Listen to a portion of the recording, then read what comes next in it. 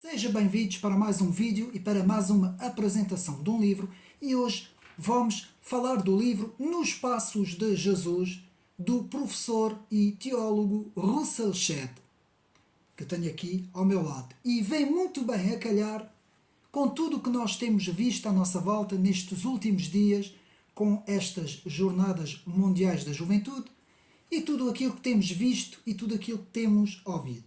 Meus amigos, desde já um aviso. Eu não vou falar da Igreja Católica, não é este o objetivo deste vídeo, e também este é um vídeo para nós analisarmos, com base neste livro, quem é Jesus, Jesus Cristo, como é seguir os seus passos, ou o que quer dizer seguir os passos de Jesus, o que significa igreja, e depois na parte final do vídeo vamos ver a diferença entre a igreja, que são aqueles que são nascidos de novo, e as ideologias, digamos assim, do mundo. Aquilo que se tornou muito daquilo que é hoje que se diz igreja. E mais uma vez eu devo dizer que este vídeo não é para falar da Igreja Católica. Recentemente tive um episódio desagradável em que eu tive que retirar o vídeo do canal, e um vídeo que eu tinha feito, e aqui o âmbito deste vídeo não é para falar da Igreja Católica nem das doutrinas da Igreja Católica. Vou focar apenas na parte final do vídeo algumas ideias que estão a passar na comunicação social com estas jornadas mundiais da juventude, algumas ideias que estão a passar do que de facto é a Igreja, é aquilo que eles dizem que é a Igreja, e que nada tem a ver com as Escrituras Sagradas e nada tem a ver com aquilo que o próprio Senhor Jesus proclamou. Então, para isso, neste livro de Russell Shedd, nada melhor do que este professor que nos explica de facto quem foi Jesus, o que é a salvação, o que é a Igreja, e o que é nascer de novo, e o que significa de facto ser Igreja neste mundo. E é isso que nós vamos ver agora, e peço aos meus amigos para ficarem até ao fim. Este livro é baseado na Bíblia, nas Escrituras Sagradas, e é um livro baseado na carta primeira a Pedro, portanto, carta de Pedro, que é a primeira a Pedro, e nós vamos então tentar responder, mas vamos falar um pouco da Bíblia toda, portanto, como faz aqui muito bem o professor Russell Shedd ao longo do livro, que desenvolve de facto o que é nos passos de Jesus. O que é que quer dizer nos passos de Jesus? E os discípulos foram os que andaram nos passos de Jesus. E é isso que nós vamos ver, a diferença entre andar nos passos de Jesus, que é o que significa de facto isso, e a diferença é tudo aquilo que nós temos estado a ver pela comunicação social, não é? Aquilo que nos querem fazer passar e que muito pouco ou nada tem a ver com a Igreja. Então vamos começar. Meus amigos, o que significa seguir Jesus? Porque é nos passos de Jesus, é seguir Jesus. Então, o que significa seguir Jesus?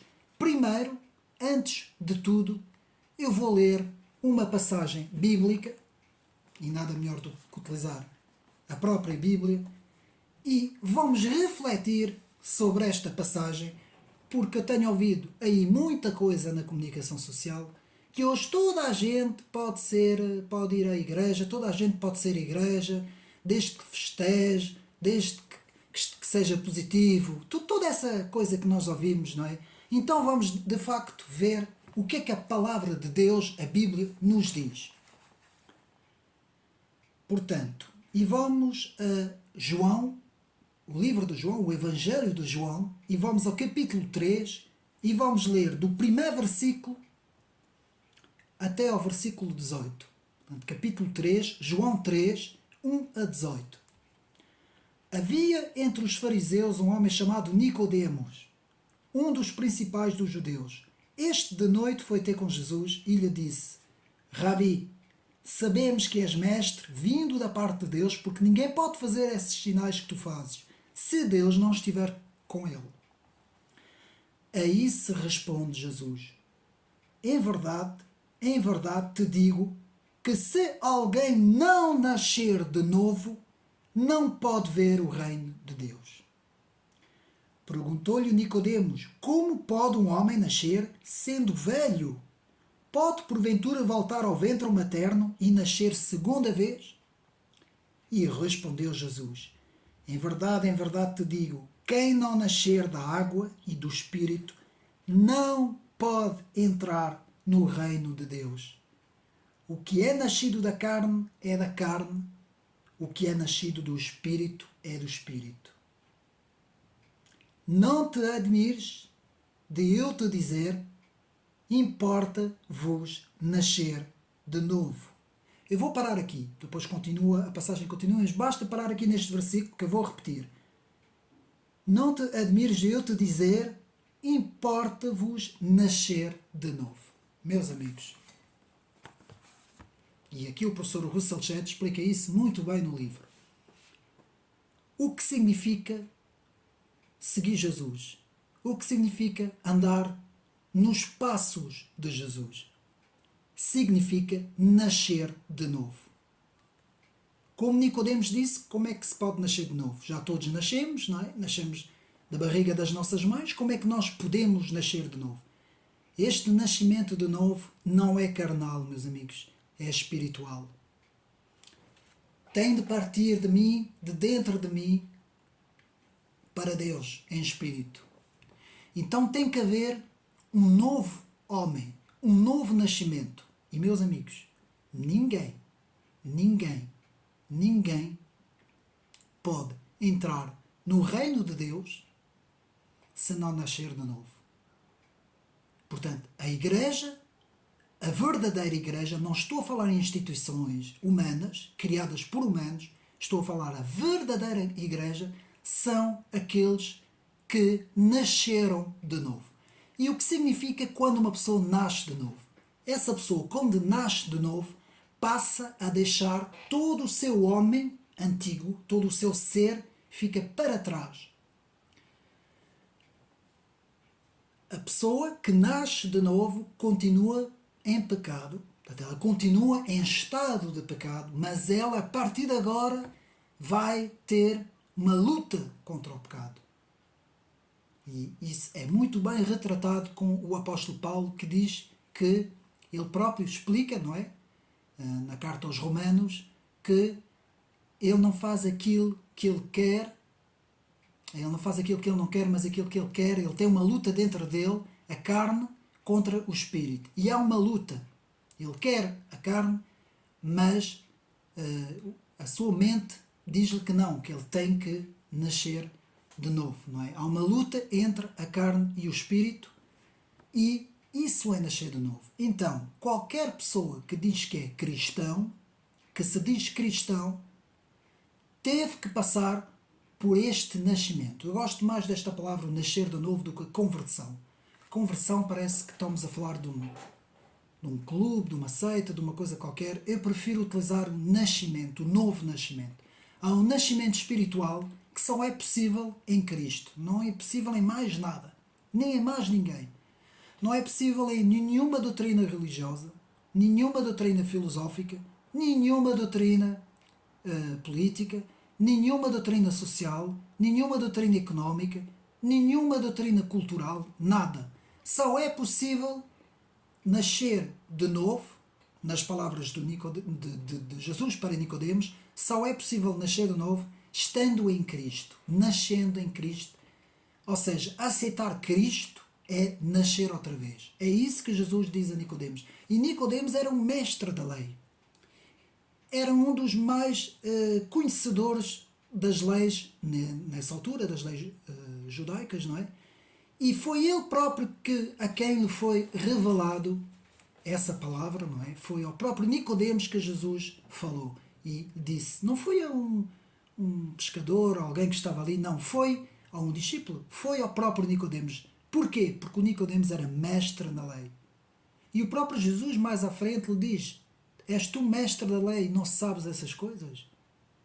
E meus amigos, apenas uma parte. Quando eu vejo bispos da igreja a dizer que as iniciativas que estão a fazer agora neste encontro mundial, que não é para converter a Cristo, que é tudo menos converter a Cristo, que aquilo é simplesmente para todos os jovens estarem reunidos, a fazerem a festa em fraternidade, meus amigos. É exatamente isto que é o contrário da palavra de Deus. É exatamente por essa direção que caminha o mundo. O que nós estamos a ver nessas jornadas é o mundo a revelar-se, não é? Para todos aqueles jovens que eles não têm a culpa, eles são direcionados, não é? Eles são levados a fazer aquilo por várias forças e eles não sabem, no fundo, não sabem que isto nada tem a ver com a salvação. E é isso que nós vamos ver. Portanto, o que significa seguir Jesus é isso. A primeira resposta está respondida aqui no livro da Russell Shedd. Importa nascer de novo. Entregar-se a Cristo. De alma e coração, nascer outra vez. Então, mas porquê é que devemos fazer isso? Chegamos à pergunta de que quem é o próprio Senhor Jesus Cristo? Quem é o Cristo? E nós aqui temos que nos deter em alguns versículos importantíssimos para saber. Portanto, quem é Jesus Cristo? Jesus Cristo, pela palavra, a Bíblia, a palavra de Deus, é-nos dito que Ele é o Verbo de Deus, que estava com Deus, que esteve no princípio com Deus e que fez todas as coisas com Deus. Portanto, João 1:1 também, no Evangelho de João, temos a primeira revelação de quem é Jesus Cristo. No Antigo Testamento temos a revelação de quem é Deus. Eu sou o que eu sou, Deus, o eu sou. Não é? Quando Deus se apresenta a Moisés com a sarça que não se consumia. E agora, na entrada do Novo Testamento, no livro de João, temos, portanto, logo o apóstolo João, que nos diz que Jesus era o princípio. Era com Deus, estava com Deus e era o próprio Deus. Portanto, o Verbo estava com Deus e o Verbo era Deus. João 1:1. Está respondido quem é Jesus. E o Verbo se fez carne. Logo a seguir. Agora estamos depois da sua encarnação. Então, Cristo é o homem Jesus, que se fez carne no mundo. E porquê que Deus se faz carne no mundo? Para salvar o homem. Para nada mais. Não foi para organizar grandes festas, não foi para organizar grandes eventos, para toda a gente se dar a mão e toda a gente se dar bem, os que são crentes e os que não são crentes, para os ateus e para os que não são ateus, para reunir o mundo inteiro e os povos todos, nada disso. Jesus fez-se carne para que todo aquele que tenha fé e que creia nele e naquilo que vai acontecer, que eu vou agora dizer, seja salvo. Portanto, temos várias referências, não é? A pedra, a rocha, temos muitas referências, eu vou aqui apenas dar algumas, portanto, as principais, digamos assim. Portanto, João, o Verbo, 1 João, ele é a vida, João 4, ele é a luz, João 7, ele é o Filho unigênito, no versículo, capítulo 18, 49, ele é o Cordeiro de Deus, 29, ele é o Messias, aquele que há de vir, aquele que veio e que há de vir ainda, ele é o Rei de Israel, ele é o Filho do Homem. Depois, podemos ver em 1 João, 1 Colossenses, 1:17, existia no princípio, tinha a glória de Deus, João 1, tudo foi feito por ele, João 1:1, Colossenses 1:16, afirmou ser Jesus, afirmou ser o Alfa e o Ômega, Apocalipse 22:13, para nós vermos quem é Jesus. Se identifica como o próprio Senhor Deus, eu e o Pai somos um. O Verbo estava com Deus, Daniel 2:4, a pedra, o Verbo, o próprio monte, a própria rocha. que sendo em forma de Deus não teve usurpação ser igual a Deus, mas aniquilou-se a si mesmo quando tomou a forma de servo, forma de carne, fazendo-se semelhante aos homens, na encarnação. João 10,30, Jesus diz que é igual ao Pai, eu e o Pai somos um. João 14,9, quem vê a Jesus vê o Pai, quem me vê a mim vê o Pai. Uma das passagens mais famosas, João 14,6, nos diz: eu sou o caminho, a verdade e a vida, o pão da vida, a luz do mundo, a porta, o bom pastor, a ressurreição e a vida, a verdadeira videira, a porta das ovelhas que dá acesso a Deus. E o próprio Tomé, o apóstolo Tomé, cultuou a Jesus dizendo: Senhor meu, Deus meu. Portanto, isto é para nós vermos quem é Jesus. Vou continuando mais para a frente. Portanto, a pedra torna-se serva, a rocha do Velho Testamento, a rocha no Novo Testamento, são vários versículos, não vale a pena estar a dizer, existia no princípio, tinha a glória de Deus, tudo foi feito por ele, o Alfa e o Ômega, o princípio e o fim, o Senhor dos exércitos, o Senhor Yahvé, o Senhor Jeová, o Verbo estava com Deus, enfim. Muitas passagens que nos dizem, de facto, quem é o próprio Cristo. Depois temos, no Antigo Testamento, as passagens que nos falam do Cristo, como sendo o Senhor Jesus Cristo. Isaías 53, a passagem mais famosa. As parábolas, Salmo 78,2. A entrada triunfal em Jerusalém, Zacarias. A traição, Salmos. Por 30 moedas, Zacarias. Rejeição, Isaías. Seria escarnecido, Salmos. Teria as mãos perfuradas, Salmos. Seria transpassado, Zacarias. Sepultado, Isaías. Ressuscitaria dos mortos, Salmo. Enfim. Depois temos as profecias. Em Gênesis 49,10 nasceu da tribo de Judá. Salmos 132 é da família de Davi, filho de Jessé. Micaías 5,2 nasceu em Belém. Isaías 7,14 nasceu de uma virgem. Oséias 11,1 chamado do Egito. Isaías 61 comissionado. Isaías 53 carregou nossas doenças. Salmo 69 zelou-se para a casa do Senhor. Isaías 53 não creram na sua pregação. Zacarias 9,9, Salmos 118, saudade como rei. Isaías 28, principal pedra angular e rejeitada. Salmo 41 dos apóstolos o traiu. Zacarias 11, traído por 30 moedas. Isaías 53, julgado, condenado. Isaías 53, morto perante acusadores e mudo, tosqueado. Salmo 54, 4, odiado sem causa. Isaías 56, golpeado e cuspido. Salmos 22, lançado de sorte pelas suas roupas. Isaías 53, contado como os pecadores. Salmos 69, deu-se-lhe vinagre e fol. Tudo profetizado. Salmo 22, abundante por Deus, em graça. Salmo 34, 20, não se lhe quebrou nenhum osso. Isaías 53, 5, perfurado por lança. Isaías 53, 5, morte sacrificial para lavar os pecados. Isaías 53, sepultado. E pronto, e estas são as principais passagens. Portanto, já vimos que tanto no Antigo Testamento como no Novo Testamento temos então claramente a identificação de Jesus como sendo o Filho de Deus e como sendo Deus na Terra. O Emmanuel conosco, o Deus conosco. Pronto. Até aqui nós então estamos, mais ou menos, vimos mais ou menos como é que as coisas são. E vamos continuando agora. E vamos agora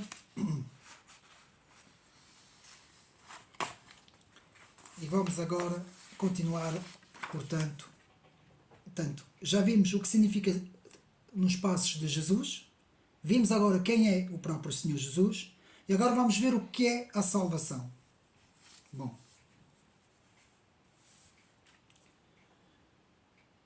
não há salvação fora de Cristo. Eu vou repetir esta frase porque esta é a principal que nós temos que reter neste vídeo. Não existe salvação fora de Cristo. Portanto, meus amigos, o ecumenismo, que é a reunião de todas as igrejas no mundo, para a salvação em Cristo não é possível, meus amigos. Fica já aqui dito que não é possível. pode ser possível para criar uma ideologia mundial, humana, globalista, o que eles quiserem ali no mundo. Mas para a salvação da alma, não, meus amigos. Ninguém é salvo em nenhuma religião.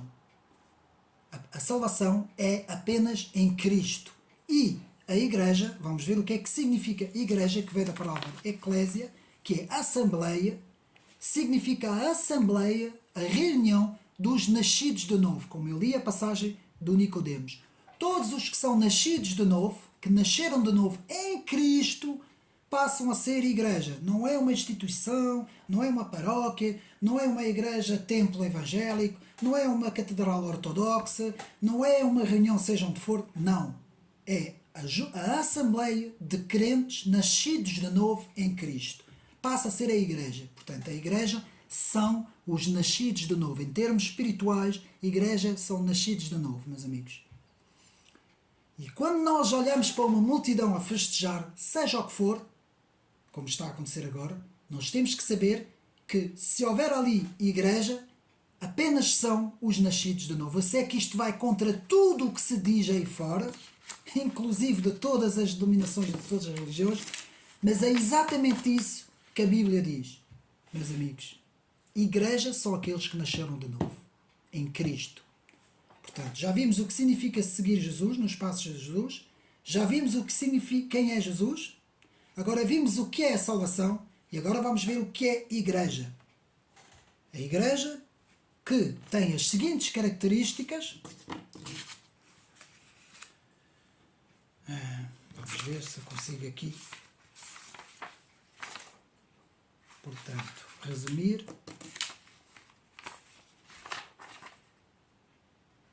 Onde é que eu tenho? Para ser mais fácil, senão também não há problema. Está aqui. Portanto, as igrejas são a igreja, ou as igrejas, mas é a igreja no seu geral, em toda a face da terra, corresponde àqueles que são nascidos de novo em Cristo. Estes nascidos de novo também seguem a palavra doutrina, que quer dizer ensinamento, seguem os ensinamentos da Bíblia, da palavra de Cristo, que está aqui. Tem a comunhão do partir do pão e o beber do vinho, que simboliza a volta de Cristo. E tem as orações para Deus, finalizando sempre em nome de Cristo. E depois podem ter outras coisas, como o jejum, como a comunhão, como missões, como uma série de outras coisas que depois vão sendo acrescentando conforme a necessidade da igreja. E a igreja, na face da terra, desde os apóstolos até agora, foi crescendo dessa forma. Depois há as questões da história humana, que não vou entrar aqui, porque depois vai haver outra vez pessoas que me vão fazer comentários e que vão dizer que não, porque depois é os católicos, depois é os protestantes, depois é os ortodoxos, e anda tudo uns contra os outros, e anda tudo a comentar uns contra os outros, e eu não quero isso, meus amigos. Este canal defende o cristianismo, que são as três grandes famílias, e como eu não quero entrar nessas questões que agora não me interessa, o que eu quero aqui dizer é que as três grandes famílias do cristianismo devem ter em mente que o inimigo, essa palavra, é aqueles que querem destruir a igreja. E para destruir a igreja, a primeira coisa que vão fazer é tentar remover Cristo. A base da igreja é Cristo. Eles vão tentar retirar Cristo. Então, se eles puderem substituir Cristo, por exemplo, por coisas bonitas como amar-vos todos uns aos outros, a fraternidade universal, a igualdade universal, não é? Portanto, a inclusividade, ou seja, toda a gente diferente pode entrar, somos todos iguais, podemos permanecer na condição que estamos, o que interessa é uma grande família humana do mundo e vamos todos festejar a diversidade e vamos todos festejar. E eu tenho visto e ouvido coisas que eu tenho ficado muito preocupado, meus amigos, principalmente agora com essas jornadas, mas não é só com essas jornadas, meus amigos. Há coisas que se passam também noutros locais, por exemplo, os chamados concertos gospel, que que também tem muito que se diga, meus amigos. Muita coisa está a entrar para dentro da igreja, seja ela católica, evangélica, protestante, ortodoxa, muita coisa está a entrar para dentro da igreja. E essas coisas são coisas que não são de Cristo, que não são cristãs. São coisas para tentar destruir a igreja. Não é? Tentar mudar a palavra. Porque a palavra diz que a igreja são aqueles que são nascidos de novo. E uma vez que um homem nasce de novo, que um ser humano nasce de novo para Cristo, passa a ter um comportamento que é completamente diferente de tudo aquilo que temos estado a ver. Meus amigos, aquilo que eu vejo nessas jornadas mundiais da juventude, nada reflete o comportamento de alguém que nasce de novo em Cristo. Eu sei que muita gente não vai gostar disso, mas é assim que a palavra de Deus. Não sou eu não estou aqui a dar a minha opinião, eu estou aqui a falar da palavra de Deus. E a palavra é clara. Poucos são aqueles que serão salvos. Estreita é a porta, larga e espaçosa é a porta. Larga é a grande porta em que toda a gente vai a correr, festejar, não é? A mesma coisa que fizeram no tempo de Noé. Festejaram todos, davam-se em casamento, faziam festas, faziam tudo e não viram que vinha o dilúvio. E apenas Noé e a sua família foram salvos. Portanto, isto é uma grande lição para nós, meus amigos. A salvação é somente em Cristo. Aqueles que serão salvos são os nascidos em Cristo. Importa cada um de nós fazer uma introspeção interior para ver se de facto nascemos em Cristo. E se de facto nascemos em Cristo, se de facto nós estamos a seguir este caminho do nascimento em Cristo, não é? E se nós não olhamos para trás como olhou, não é? Como se transformou a mulher de Ló, não é? Que olhou para trás e ficou transformada numa estátua de sal. Isso tem o seu significado na palavra. Ninguém pode olhar para trás. Quem nasce de novo não pode voltar a olhar para as coisas antigas, meus amigos.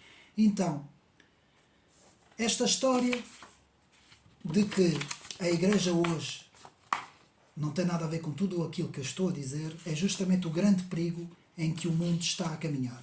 E então, meus amigos, quando eu vejo as palavras todas que eu vou dizer, e vou falar uma por uma. Primeiro eu vou começar com a palavra ecumenismo, como eu disse, que é a reunião de todas as religiões do mundo. Não é igrejas, é a reunião de todas as religiões do mundo, numa só. Meus amigos, se for para ser igreja de Cristo, não é possível. Isto não é possível. É impossível.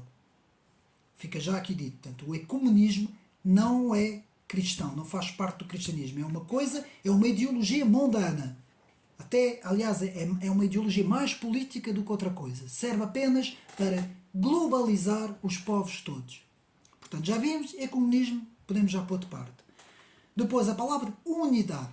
Quando nós ouvimos que a unidade do mundo, de todos os seres humanos, meus amigos, eu vou aqui dar um exemplo. A unidade das pessoas todas que existem neste mundo, como estão, é a mesma coisa que vocês meterem dentro de uma sala um ladrão e um polícia. Um polícia honesto e depois vão pôr um dos maiores ladrões e vão juntar os dois numa sala. Vocês acham que eles vão ser iguais? Que eles vão se dar bem um com o outro? Um vai continuar a querer roubar, o outro vai continuar a tentar apanhar o ladrão. Portanto, eu estou a dar este pequeno exemplo porque a unidade ela só pode existir se todos forem virados para Deus, nascido de novo. Então aí a unidade no nascimento de novo, aí pode ser com todos os povos da terra, desde que o homem seja nascido de novo. Então a fraternidade, a mesma coisa, fraternidade. Ora, meus amigos, a fraternidade que é, ouve-se muito, está muito na moda agora, a fraternidade universal, não é? Para o conceito de igreja, ela só pode existir em Cristo, na comunhão em Cristo. Se for uma fraternidade mundial humana, também ela não vai funcionar, porque vai continuar a haver, os homens continuam pecadores e vai continuar a haver aqueles que fazem o mal e aqueles que fazem o menos mal, digamos assim, não é? Ou que tentam fazer o bem e depois aqueles que tentam fazer o mal então não funciona. Nunca ninguém vai ter a mesma opinião. Na questão da igualdade, isso então ainda é a que menos faz sentido, meus amigos. Ninguém é igual.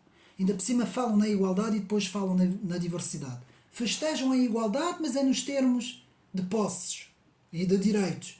E depois festejam a diversidade em termos de identidade, que são duas coisas que chocam, não é? Ou seja, eles faz-se muitas vezes essa operação porque convém fazer isso, não é? Tudo isso, meus amigos, são ideias comunistas, são ideias marxistas, as velhas ideias marxistas.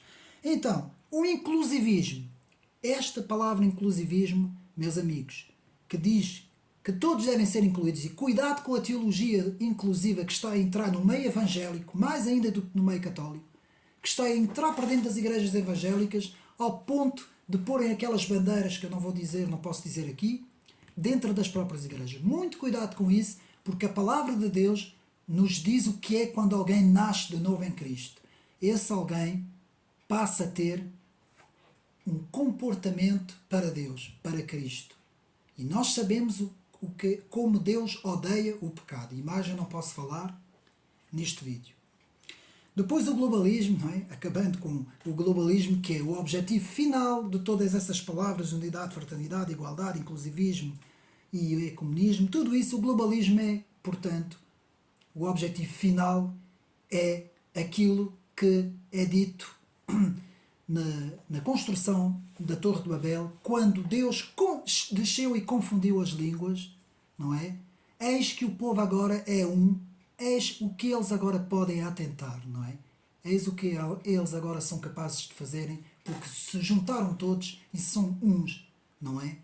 Meus amigos, para acabar o vídeo, portanto, tudo isso está, não tudo, mas uma grande parte nos passos de Jesus, seguir Jesus, o que significa nascer de novo, principalmente Nicodemos, que é o que Russell Shedd aqui centra mais no livro, e é por isso que eu falei disso. Meus amigos, importa aquele que quer começar uma vida cristã, vamos imaginar, não é? Importa nascer de novo, nascer em Cristo, aceitar Cristo no coração e a partir daí nascer outra vez e ter uma nova vida, passar a ter um comportamento de vida que vai, o nascer de novo começa, mas depois continua sempre até ao fim da vida, sempre sem parar, cada vez nascendo mais, como se a água saísse, jorrasse de nós, não é? Até ao fim da nossa vida. Cada vez mais chegando perto de Cristo. Aqui o objetivo é chegar cada vez mais perto de Jesus. Não são as ideologias do mundo, não são as ideias da fraternidade, da igualdade, dessas coisas todas que andam-nos aí a pintar e do inclusivismo e de tudo isso. Tudo isso, meus amigos, é para destruir a igreja. A verdadeira igreja é nascer outra vez, meus amigos. Tanto para os meus irmãos evangélicos, meus irmãos católicos, meus irmãos ortodoxos. Aqui não estamos a falar de doutrinas, não é isso que eu quero falar aqui. Apenas falar no nascimento, no novo nascimento e seguir os passos de Jesus. Isso é seguir os passos de Jesus. Portanto, o significado de seguir os passos de Jesus ao longo da vida é chegar sempre mais perto do Senhor Jesus. Porque só Ele é que pode salvar. Só Ele é o único objetivo deste mundo, desta vida, é o Senhor Jesus.